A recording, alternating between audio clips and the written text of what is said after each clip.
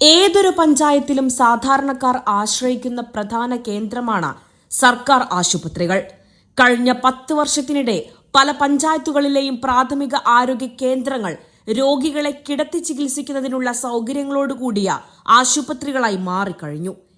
എന്നാൽ തൃപ്രങ്ങോട് പഞ്ചായത്തിലെ ആലിങ്ങലിലുള്ള പ്രാഥമികാരോഗ്യ കേന്ദ്രത്തിന്റെ അവസ്ഥ എന്താണ്? 10 വർഷമായി യാതൊരു പുരോഗതിയും ഈ ആശുപത്രിക്കില്ല എന്നതു മാത്രമല്ല, മുൻപുള്ളതിനേക്കാൾ ശോചനീയമായ അവസ്ഥയും നമുക്ക് കാണാം. 15 വർഷമായി ഇവിടെ ഒരു MLA ഉണ്ടായിട്ടും 10 വർഷമായി പഞ്ചായത്ത് ഭരിച്ചിട്ടും LDF എന്തു ചെയ്തു ഈ സർക്കാർ ആശുപത്രിക്കു വേണ്ടി എന്നതാണ് ജനത്തിന്റെ ചോദ്യം. ഭരണക്കാരെ, നിങ്ങൾക്ക് ഏതെങ്കിലും സ്വകാര്യ ആശുപത്രിയുമായി ബന്ധമുണ്ടോ? പാവപ്പെട്ട ജനങ്ങളുടെ ആശ്രയമായ ആലിങ്ങൽ ആശുപത്രിയെ ഇങ്ങനെ അവഗണിക്കാൻ? 10 വർഷത്തെ LDF ദുർഭരണത്തിന് വിരാമം.